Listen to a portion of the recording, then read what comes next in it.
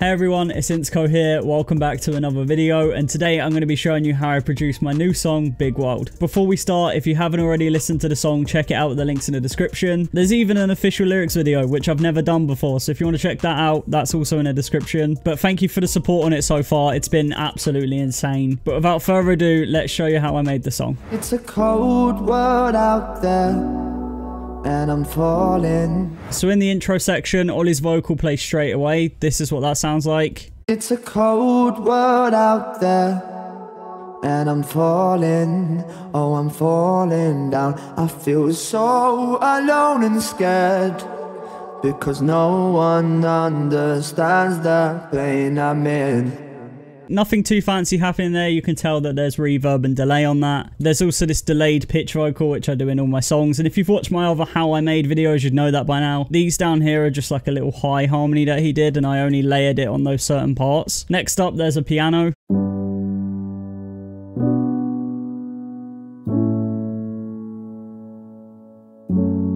Then a really subtle pad.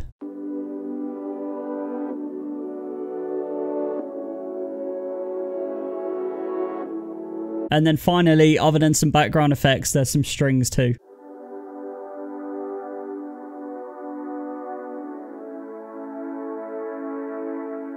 I also wanted to quickly point out that this section here that's muted was actually the original little intro, but I decided to cut it from the song just because I felt like the song starting instantly with his vocal just worked a lot more. I'm holding on. It's taking way too long to break down all my wounds and all my feelings. I feel so alone. Now going into the first verse, which is when the drums come in, we have Oli's vocals again, obviously. This time it isn't just his main vocal, but we also have a main harmony, a high harmony, and a low harmony. This is what they sound like all together. I'm holding on. It's taking way too long to break down all my wounds and all my feelings. I feel so alone.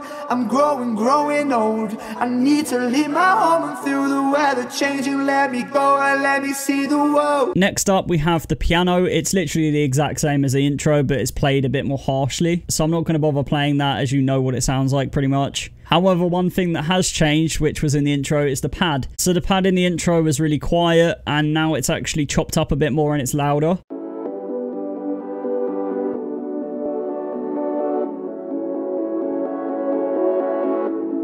After that, there's Oli's acoustic guitar, which he recorded, and it's muffled in this section just because the drums are muffled. Everything in this verse section kind of has a muffled vibe, so it'd sound a little bit weird if the guitar wasn't muffled.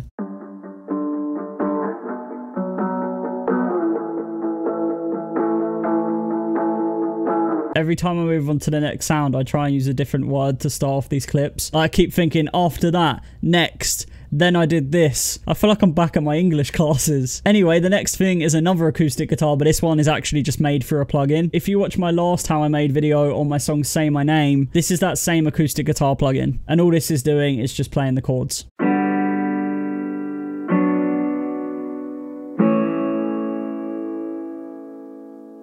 Next is kind of like a bell type of pluck that I used as an ARP. I put the chords into this pattern and then arpeggiated it so it looks like that, and it sounds like this.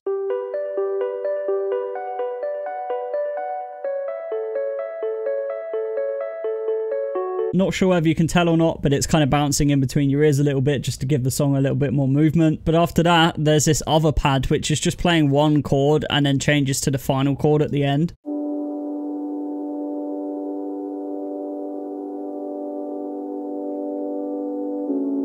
I've turned it up quite a lot on the video, but it's actually really quiet. Then there's another pad. I'm not sure why I use so many pads, but this one's playing the chords.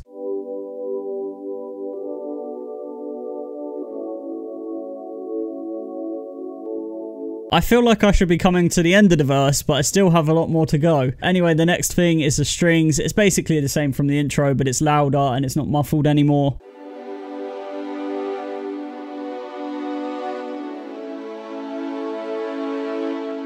So now is the bit where I speak about the drums. I'm going to play them all and then I'll go through it briefly after.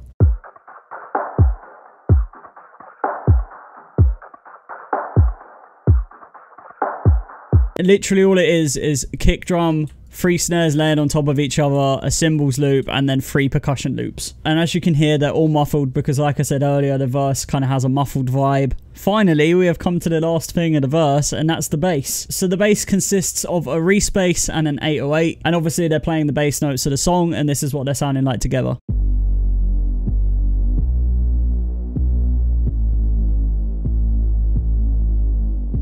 Big, big world, there are more people to see. No got much time to spare. Gotta go, I gotta leave. Moving on to the build up, this is actually the laggiest part of the song, and I don't know why, but I'll play you all the vocals at once and then I'll break it down a little bit because there is quite a lot of vocal layer in here. It's a big, big world, there are things I need to see. I'll stay up through the night when the sun comes that early. It's a big, big world, there are more people to see. No got much time to spare. Gotta go, I gotta leave. These two up here are the main vocals. One's pan to the left, one's pan to the right. That's what's happening throughout the whole song. These underneath are actually the vocoder effect. This one here is like a distorted one. I need to see, I'll stay up through the It's not mega distorted, but it just kind of adds a bit of texture to it. Then there's the high harmony, which I'm not going to play by itself, just because Oli's a good guy and I don't want to embarrass him like that. Then there's one that's pitched down. Then there's one which is quite monotone. Big, big world, there are things. And as you can hear, that one's quite muffled as well. I think I was trying to get that low mids kind of section up a bit more. Then this one's a low harmony at a distance. This one is like the main vocal, but at a distance. And then that's another one. And finally, I made him hum the root notes of the chords.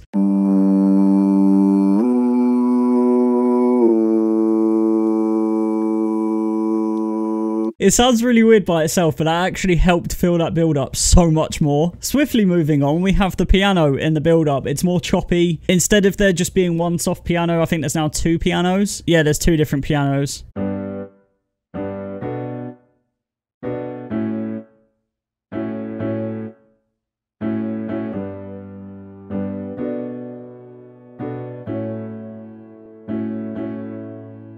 And the reason that they're not so choppy on that second section was because it sounded like a little bit messy. So I decided to keep the same pianos, but just make the notes last longer. And that fixed my problem. Next up is the guitar. These are Oli's guitar recordings. And I've got to say, if something's sounding a little bit out of key or a little bit off, it's deliberate. There's an effect on one of the guitar recordings that I put on that kind of makes it sound a bit more interesting. So it may sound weird alone, but it works in the full song.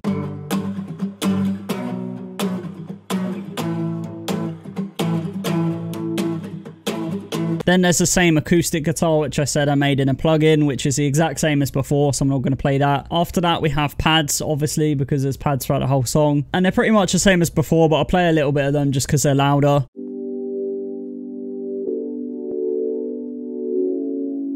For the strings, it doesn't actually play until the drums start to get quicker. And I'm not going to play it because it is literally the exact same thing as before, but I just thought I'd point that out. Then there's the sub bass and reese bass.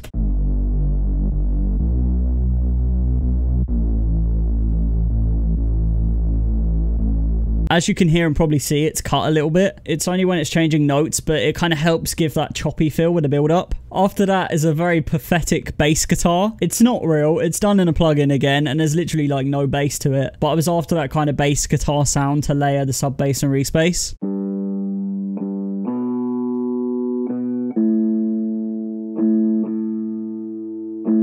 I normally speak about drums all at once, but on this case I wanted to speak about the claps. But I just wanted to show you how many times I've actually layered it, and I tried to make it really big, like a stadium clap, but then also sound real and also sound crisp, so it's kind of hard to do. So that's why there's like 5 layers on this clap, but this is what they're sounding like. Okay, now we'll finally talk about the drums. So these drums come in on the second half of the build-up as the build-up's getting a bit more intense, a bit more quicker. I'll play these drums together and then I'll briefly go through it.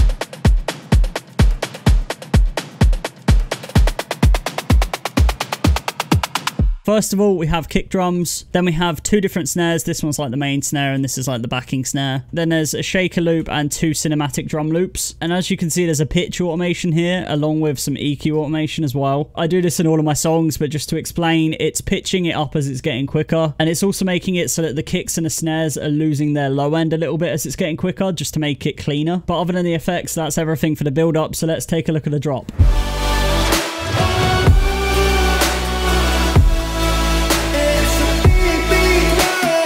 First things first is the drums, so I'm going to play them all together and then I'll go through it.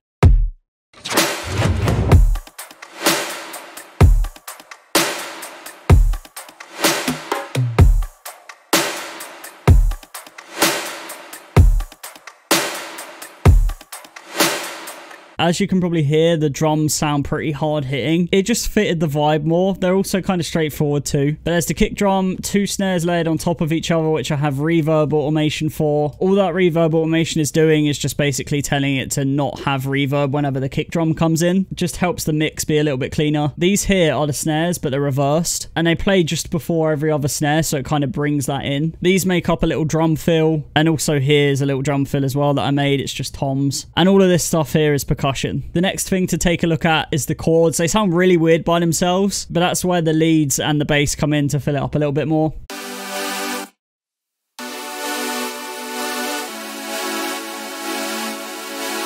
Speaking of bass, that's the next thing to take a look at. There's actually 3 basses happening there, and I'll speak more about that after I've played it.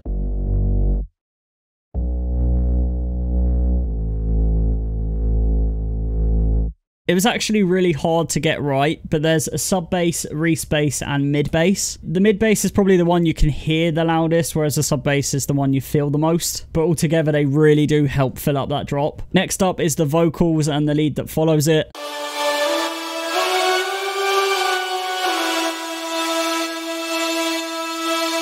This pattern here is literally just, I think, 3 or 4 lead layers. Kind of sits on top of Oli's vocal takes, which obviously I processed with distortion in that as well.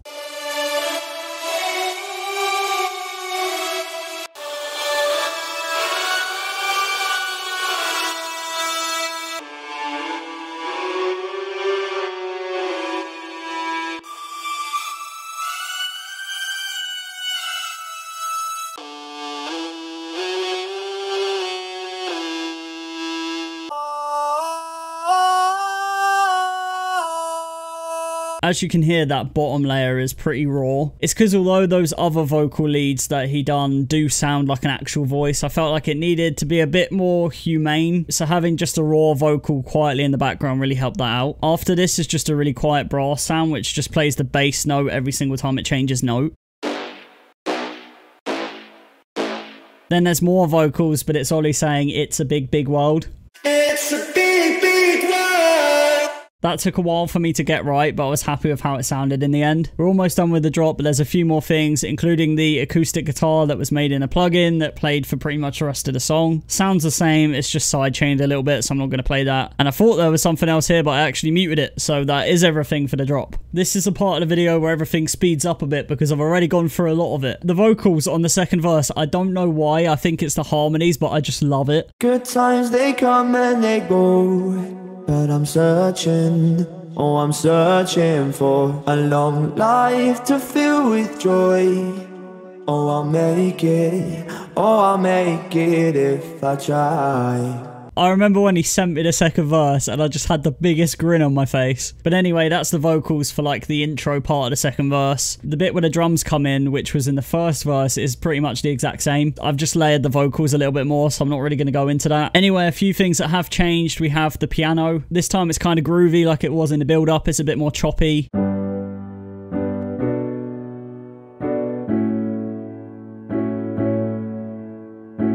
Also on this section is this plucky cello. I knew this section needed like a little bit of spice, but I didn't really know what to add. So I was messing around in Contact, I found a cello, I decided to make it a plucky cello, and then I played the chords into it, and this is what I got.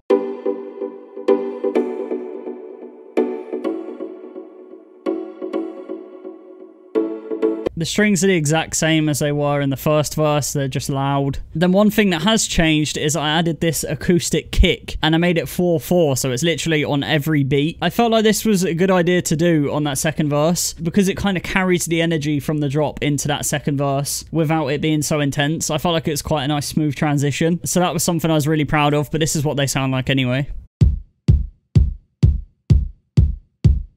And then to keep that a little bit interesting, there's also a really quiet shaker loop just to layer that. Another thing that's kind of percussive is this loop that Oli sent me. He was basically just like slapping his guitar and making all of these sounds on his guitar. He was doing it in a certain pattern. But then what I did was I took that, cut it up and made this percussive loop out of it. And then to layer the kicks, there's also this really quiet ride.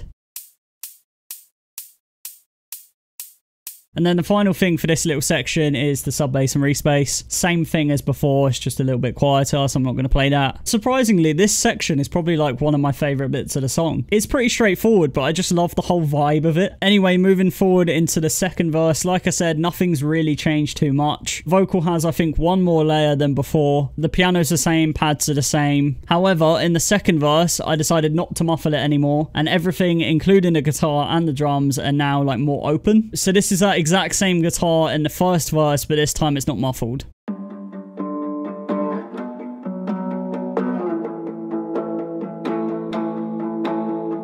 Then there's the ARP sound, which is the exact same as before. Same pads and also same strings. All of this here is the drums, and I know it looks like there's a lot going on. It's because when I unmuffled the snare, it just sounded kind of weird, so I had to fix that. So I took the snares from before, but also layered them with other snares. Then there's a shaker loop, some percussive loops, and then these are hi-hats. But this is what the second verse drums are all sounding like together.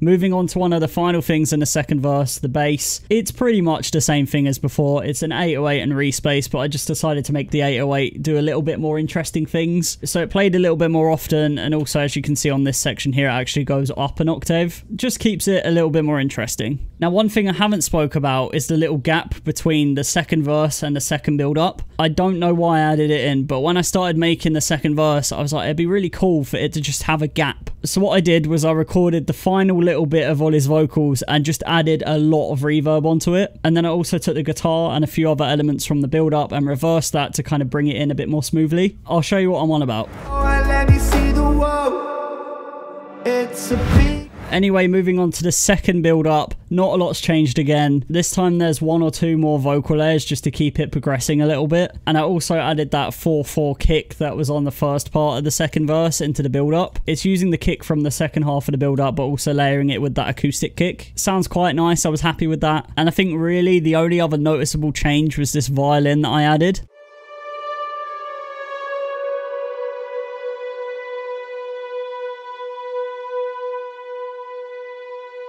And even then, you can't really hear it that loud in the final song, but it is there. Taking a look at the second drop, it's double the length for the first drop. And that's because Oli done more vocals on that second drop. So this second section here, as you can see, there's like a lot more vocals. It's not just him doing his little vocal melody. The first section is, and it is there in the second section, but it's in the background. So I'm going to completely skip past this first section because it is the exact same as the first drop, other than the fact that it's being filtered in a little bit. My project is really lagging, by the way. So one of the first noticeable things is a chord change. This is what the chords were sounding like for the rest of the song, and then once this bit ends, you'll hear the new chords. It's only repeated twice just for this second section of the second drop, but it's a little chord change.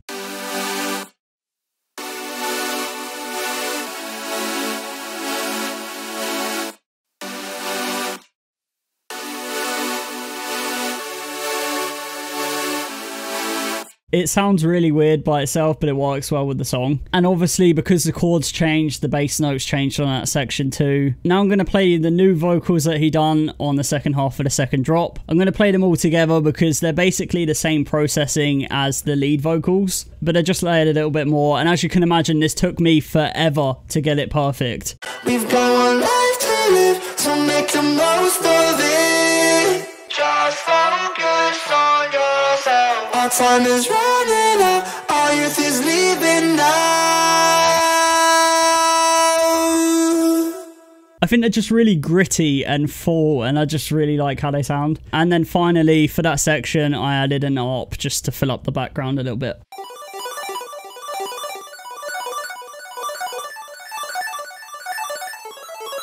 It sounds very Game Boy, it's very quick, but it works well. Now moving on to the final section of the song, which is the outro. I forgot to mention before, but the BPM for the rest of the song is 127. But for this section of the outro, it actually switches to 122. And I've never done this in any of my songs before, but the reason I did this was because I just wanted it to be kind of slow and just have a nice, soft, slow ending to the song. And on the outro, there's literally just 2 vocals. This is what they sound like. Now the time has come to go out there and explore this big, big world.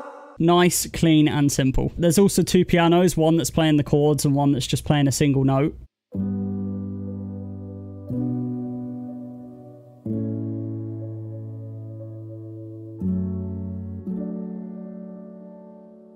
And I thought those quick little 3 notes at the end just sounded nice to end it on. Then we also have some really quiet strings.